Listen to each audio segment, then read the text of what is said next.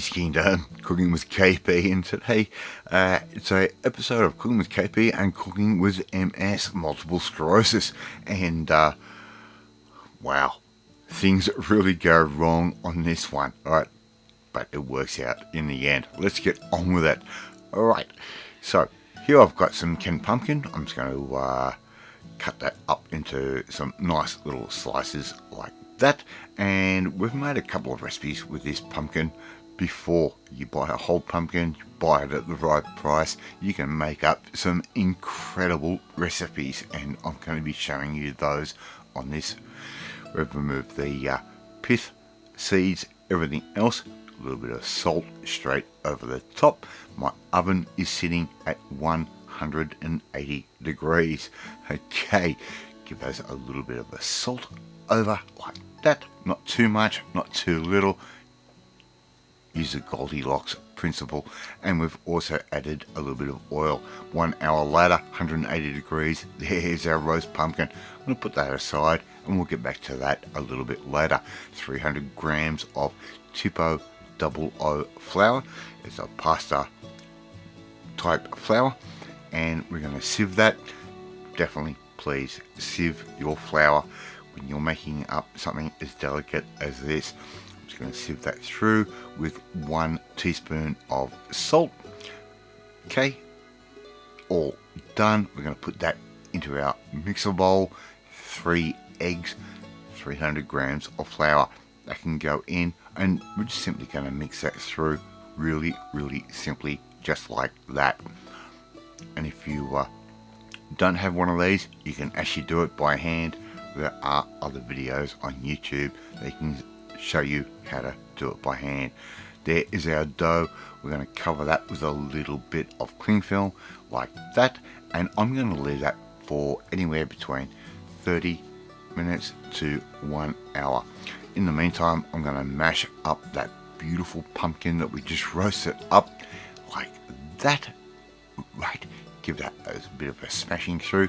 Around about half a clove of garlic that can go in. Mix that through as well, and we're also going to add in around about 3 to 4, maybe 5 leaves of sage, finely shredded like that, can go in. And we're going to add in around about half a cup's worth of Fetta cheese, which has been crumbled absolutely nice and fine. I've just purchased that the way it is. Mix all of that through, and we've got the most amazing filling. Right, here we've got our pasta dough. I'm just going to flatten that out by hand like I'm doing right there. I've got my pasta roller on my mixer, and I'm just going to pass that through. You can use the handheld version if you have one, and not too bad, but in my condition and with multiple sclerosis, it just makes it a little bit difficult. This machine just makes it a little bit easier for me. Start on the highest setting and work your way down so it is nice and thin. And as you can see, this pasta dough has ended up being the most beautiful, silky and smooth dough ever. Alright, very simple. So this is where I started to fall off the cliff, as we say here in the KP household, and my fatigue really kicked in. We've just finished off our dough, and what we need to do now is make up our little pasta shapes. Right, so we're going to let this go through one more time, and I'm just going to use a cookie cutter and cut out all these little rounds. Now my idea was to make little raviolo, however you want to say it, and we're going to stuff that with our pumpkin mixture. So everything just went south, and after I did this, I had to go off camera, sit down and try and resurrect what we had. That all failed. Okay, so I'm going to show you how I actually salvaged this particular meal. Got a little rounds of pasta out there. I've already filled up my little pasta shapes. Next day I'm going to make up a really nice quick lunch. We're going to make a nice sage burnt butter sauce. Our butter goes straight into a little fry pan like that. We're going to get that all nice and melted and hot, and we're going to add in our fresh sage leaves. And once they start going snap, crackle and pop, we know we're around about in the right area.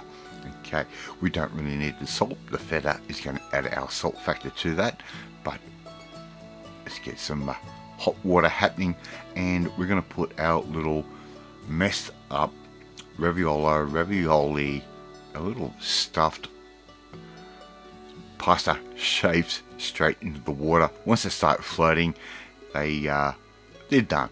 Really simple. Okay, and as I said, I know I screwed up with this one, and I don't mind showing you my mistakes, but I tell you what, this ended up being the most amazing lunch.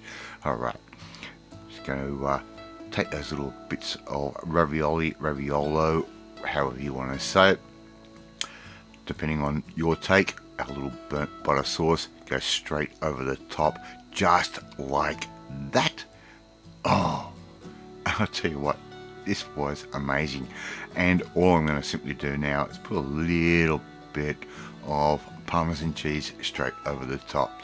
Thank you so much for watching this video. Really do appreciate it. If you like this video, hit that like button. Gives me confidence, and I need it sometimes.